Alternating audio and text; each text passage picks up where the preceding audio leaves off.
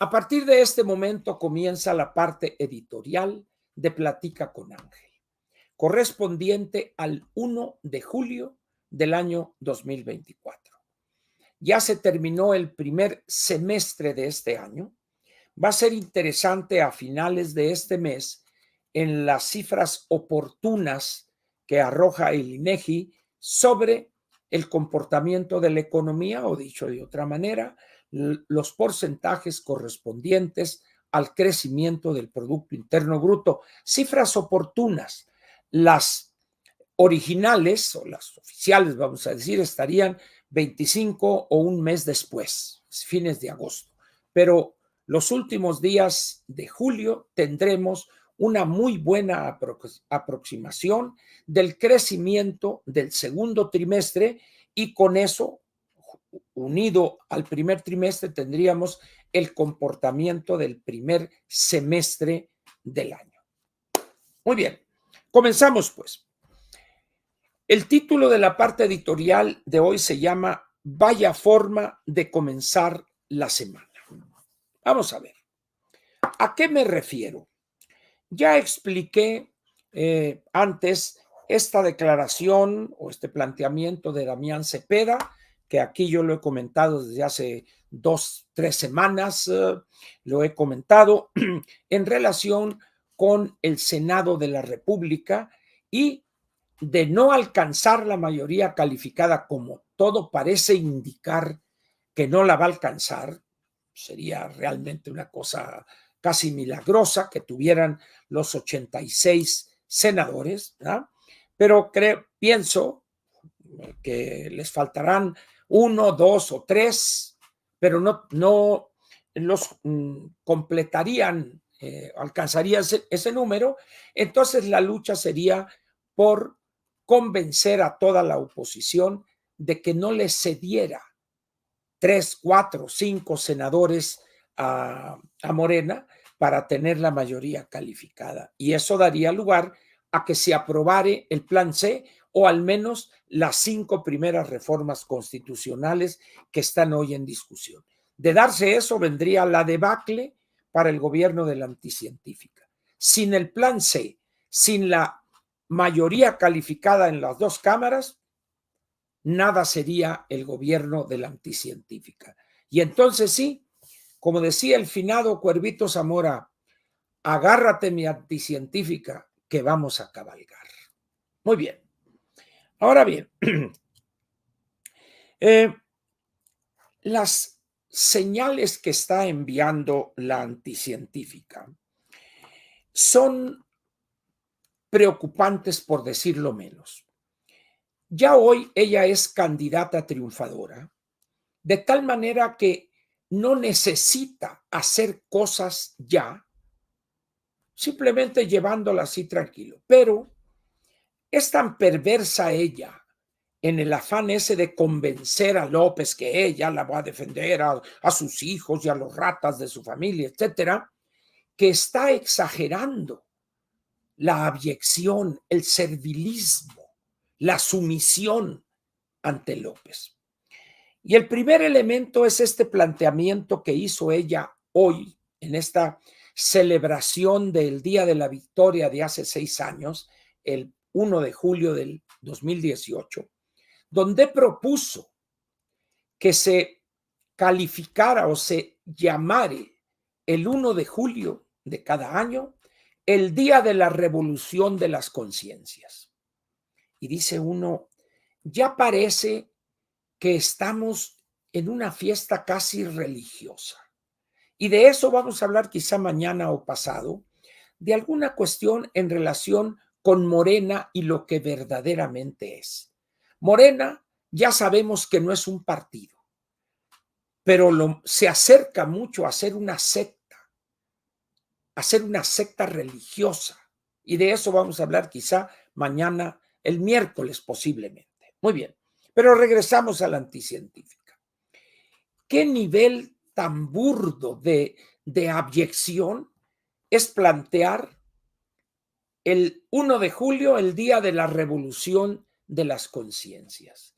Dice uno, ¿no se da cuenta que lleva arrastrarse, está como Ricardo Monreal, a niveles extremos. No es necesario. A eso agréguenle ustedes cómo se está prestando en estas giras de supervisión y agradecimiento y lo que sea. Y ahí la trae López el titiritero como la muñequita, el títere, y ella gustosa, al menos de dientes para afuera, anda haciendo ese papel. De tal manera, pues, que esta semana comenzó así, con el anuncio, a ver quién se opone a que se designe el 1 de julio el día de la transformación o revolución de las conciencias. Muy bien, pero hay esto. Un magistrado, integrante evidentemente del Poder Judicial, le ordena al Senado de la República que nombre en 24 horas o designe, perdón, que designe, sí, al Senado, sí, al Senado, los 2 magistrados faltantes. Ya hemos platicado de este asunto, le cité un artículo del doctor Romero Apis, etcétera, y hay un problema de interpretación ahí de lo que establece el artículo 167 de la ley orgánica del Poder Judicial de la Federación. En aquel entonces, pues lo estuvimos comentando 2 o 3 días, pero luego a la gente le valió y el magistrado integrante de la Sala Superior del Magistrado, a pregunta de don Joaquín López Dóriga, no, le dice, eso ya está resuelto en la ley, cosa que no es cierto.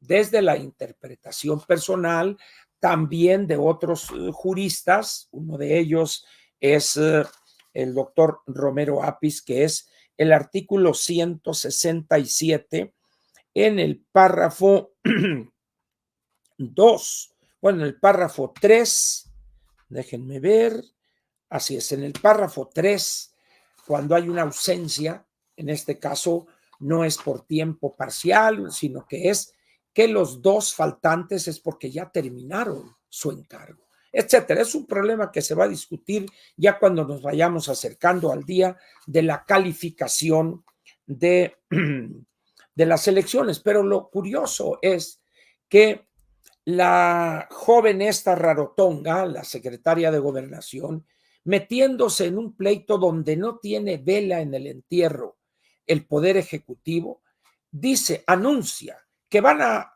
promover o someter a juicio político a ese magistrado. A ver, licenciada o lo que sea usted, ¿quién le dijo a usted, empleada del presidente, es decir, empleada del Poder Ejecutivo, que usted intente llevar a juicio político a un integrante del Poder Judicial, como es el magistrado que planteó eso?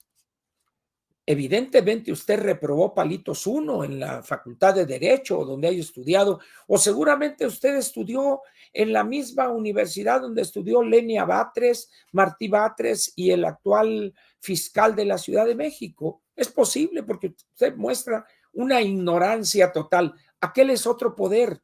Y existe un órgano que es el Consejo de la Judicatura Federal para castigar, en todo caso, si hay una denuncia de alguien, lo ve el Consejo de la Judicatura, analiza el caso, se llama al responsable de esa decisión y ya determinará lo conducente. Pero usted no tiene nada que ver. ¿Qué anda ahí de glúteo veloz usted? Entonces, mal empieza la semana, pues, con esta revolución de las conciencias y esta estupidez de la secretaria de Gobernación del juicio político. Muy bien. Ahora bien, hay otro elemento que vale la pena aquí señalar en relación con este asunto de comienzo de la semana, ¿verdad? Y dice la anticientífica, porque alguien creo que le dijo, algunos opinantes manifestaron públicamente en algún periódico, en algún noticiario o algo, que debía ella marcar una línea, le dijeron, pintar su raya con el bulto. Entonces ella contestó de una manera tan abyecta que dice uno, esta mujer debe ya de tanto estar arrastrándose o empinándose, como que ya empieza a enloquecer y dijo, pintar raya con AMLO o con López Obrador sería pintarla con el pueblo. A ver, señora, ¿qué tiene que ver eso? ¿Qué tiene que ver eso? Pero eso habla, pues, del nivel de abyección de la anticientífica frente al autoritarismo caciquil, pueblerino, chafa, del bulto López Obrador. Y luego tuvimos otro elemento que vale la pena plantearlo. Creo que fue esto de la gran jurisperita y jurisconsulta, la señora Lenia Batres, cuando planteó que había que quitarle esa facultad al Poder Judicial de reformar o de darle palo a decisiones del Poder Legislativo en materia de algunas leyes anticonstitucionales, etcétera, etcétera. Entonces dice uno, y luego dicen, ¿cómo se atreven a eso si votaron 35 millones? Es tan ignorante esta señora Batres que nadie le ha explicado y no entendió o nunca se enteró de esto, que las elecciones sirven para determinar el nombre del nuevo gobernante o de los nuevos integrantes del poder legislativo, pero no sirven para otorgarle al gobernante o a los legisladores una patente de corso para pasarse la Constitución por el arco del triunfo. Son dos cosas completamente diferentes. Modificar la Constitución está en ella, en el texto constitucional, el procedimiento y lo tiene que seguir el poder legislativo. Pero las elecciones, en este caso a lo que se refiere, es para elegir al nuevo gobernante, es decir, el que encarna el poder ejecutivo federal. Pero es tan limitada esta señora, para no decir otra cosa. Parece que lo único que sabe decir ella es mentarle la madre a una vecina, pero además lo hace en grado superlativo. Eso es lo único que le he escuchado con énfasis y con enjundia. Lo demás, los videos que suben algunas personas a las redes sociales, exhibe una ignorancia supina, total, así. Entonces, como ven ustedes, son varios, ¿cómo decirlo? Varios indicios que nos llevan a pensar que la anticientífica se va a arrastrar durante su encargo como presidente. Está las dos posibilidades, como mencioné al principio.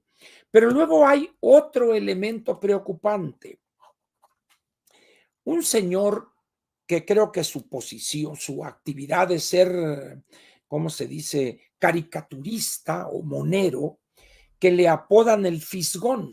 Le ofrezco una disculpa porque desconozco cómo se llama, porque todo el mundo se refiere a él como el Fisgón. Bueno, el Fisgón, este monero, resulta ser el presidente o director general de este instituto de capacitación o de formación de cuadros de Morena, donde tiene a personajes distinguidos ahí, como este enemigo del jabón Camay, el que dirige o maldirige o destruye el Fondo de Cultura Económica, un integrante del Circo Taibo, porque son muchos los hermanos o la familia, él se apellida Taibo, Taibo 2, 3 o 4, no sé qué número sea, ¿verdad?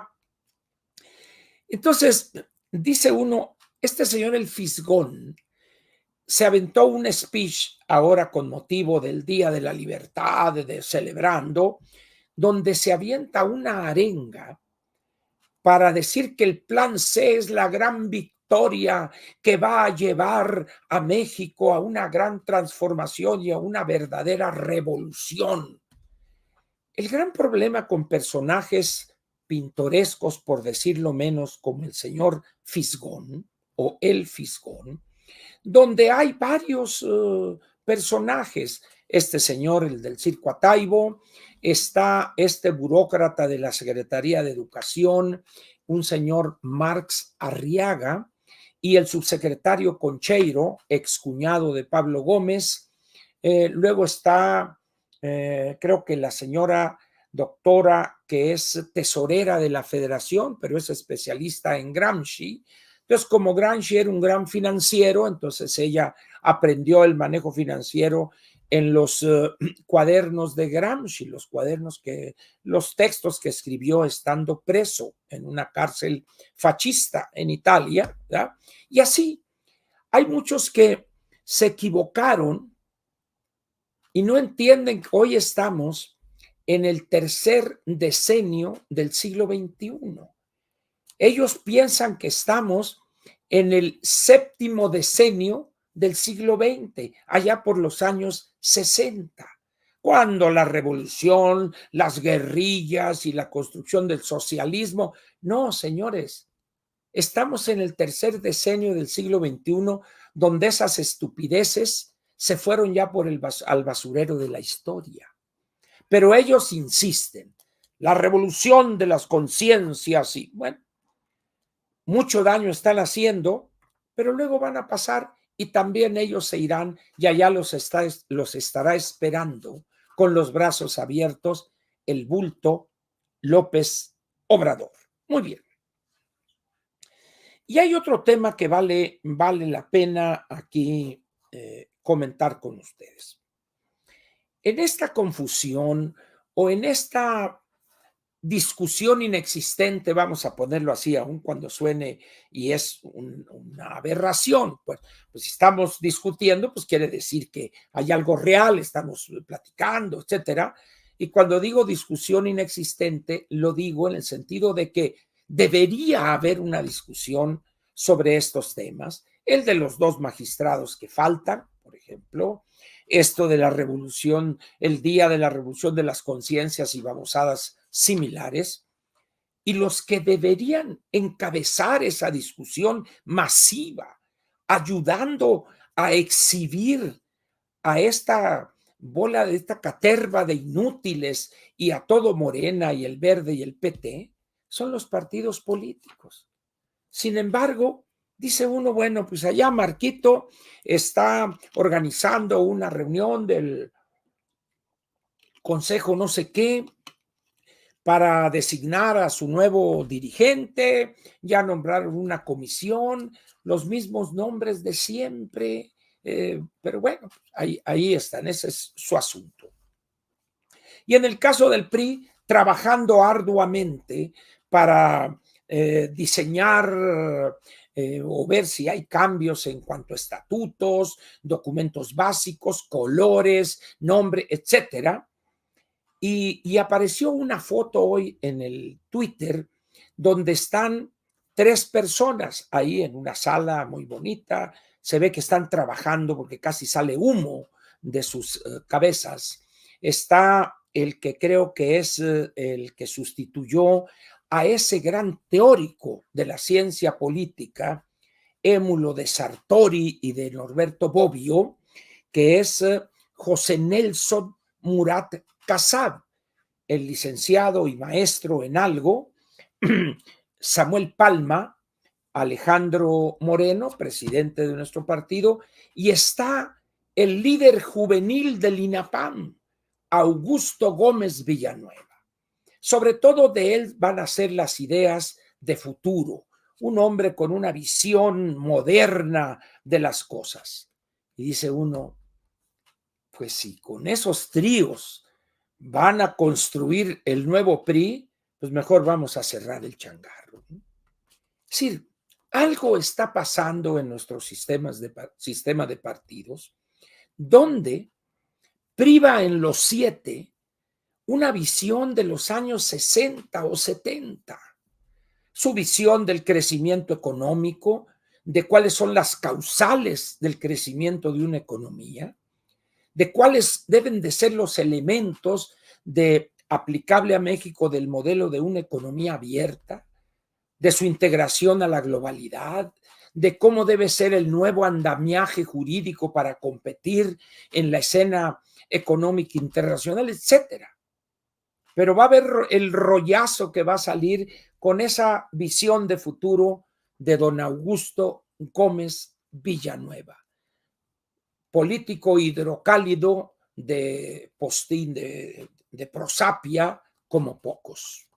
Incluso hay otro, creo que es el hijo del profesor Enrique Olivares Santana, Héctor Hugo Olivares, creo que todavía anda ahí en la política activo, pero el mero mero es ese hombre juvenil, dinámico, seguro de sí mismo y sobre todo con una gran visión de futuro. Augusto Gómez Villanueva. ¿Y qué anda haciendo Morena y la banda de sinvergüenzas que es el PT y el Verde? Pues festejando todavía, ya imaginando los negocios y cómo. Mi hermano, ¿dónde vas a quedar? No me han dicho, hermanito, pero tú prepárate porque nos va a ir bien. En eso andan todos los de Morena, los del Verde y ese gran personaje que es el arquetipo de la honradez y la transparencia, que es Alberto Anaya. En eso andan. ¿Qué hace Movimiento Ciudadano? Pues yo creo que ni ellos mismos saben qué hace Dante y dónde quedaría ese gran candidato Salomón Chertorivsky. Desapareció. Y Maines creo que anda todavía con una buena caguama, carta blanca bien fría, después de estar vitoreando algún equipo en la Copa América o no sé qué cosas, ¿no? Ahí. En eso andan los partidos políticos. Y dice uno, lo acepto acepto que así es porque estoy viendo las fotos, las notas periodísticas. Pero si no hubiera eso, no aceptaría como válido que alguien me dijere que eso están haciendo los partidos. La verdad es que lo que nos sucede es consecuencia de lo que es nuestra clase política y de cómo es nuestra clase política. En esas condiciones, pues, ¿qué podemos esperar nosotros? Mire, le voy a dar un dato nada más, o dos datos. Uno es el problema de la deuda neta del sector público federal. Y ya he dicho y lo repito, a mí no me gusta utilizar eso del saldo histórico de los requerimientos financieros del sector público, 51.2% del PIB. ¿Por qué? Porque esas cantidades son estratosféricas para una persona común y corriente. Y la otra es que a nosotros no nos pagan con cantidades reales, sino con cantidades nominales, es decir, que tienen la inflación. Para los especialistas estoy de acuerdo que utilicen saldos históricos, pero eso sería para un trabajo, vamos a decir, teórico o una discusión académica. Pero en espacios como esto, pues hay que decirle a la gente, la deuda del sector público federal es tanto. Así de sencillo. Cuando el presidente Peña entrega el poder el 30 de noviembre del 18, la deuda neta del sector público federal, deuda externa e íntegra, la deuda total, y digo sector público federal porque ahí está incluido Pemex, CFE y la banca de desarrollo y todo el sector central, vamos a decirlo así. ¿Ah? Entonces, lo entrega con 10.7 billones de pesos. 10.7 billones de pesos. Muy bien. Déjenme dar la cantidad exacta porque luego dicen, no, ese verdugo inventa. 10 billones 731 mil millones de pesos. Muy bien. Ahora veamos cuánto es la deuda neta del sector público federal, el saldo total de deuda, al 31 de mayo de este año. 15 billones 687 mil millones, es decir, prácticamente el 50% de aumento frente al 30 de noviembre del 2018. Eso le da una idea a ustedes del exceso de endeudamiento y todavía faltan 4 meses, ¿no? Que de aquí a noviembre faltan julio, agosto, septiembre, octubre y noviembre. Faltan 5 meses para que sea equiparable a la deuda que dejó el presidente Peña. Y le doy un último elemento. Vamos a suponer, como me gusta comentar, que nos fuéramos usted y yo a Houston ahorita. Llegamos a las 1, 2, 3 de la mañana, llegamos allá, nos está esperando el chofer y cargamos gasolina.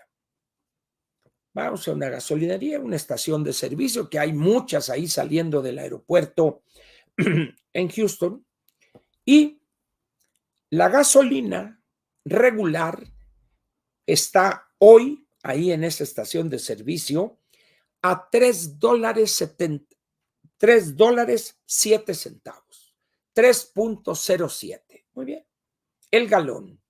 Entonces multiplicamos 3.071, 71 milésimas, por, ¿qué le gusta el dólar? 18.50. Vamos a ponerlo acá. Igual a 56 pesos 81 centavos. Eso lo dividimos entre el volumen de un galón para calcular el litro, el precio del litro, entre 3.785. Un galón tiene 3 litros 785 mililitros y eso nos da 15 pesos. O sea que allá llegamos, llenamos el tanque, 15 pesos por litro de gasolina regular. Y ahorita va usted a cualquier gasolinería o estación de servicio aquí en el área metropolitana y le va a costar de 22 a 23, 24 pesos. Esa es la realidad de este gobierno, que afirmó el presidente que cuando él llegara a la gasolina su precio iba a ser de 10 pesos. Bueno, pues ahorita en promedio es aquí en el área metropolitana, póngale 22.50, 23 pesos. Para que se dé una idea, son 2 elementos nada más de la gran tragedia que representa este gobierno. Y ya no nos metemos a otros indicadores, no tiene caso abrumarlo a usted.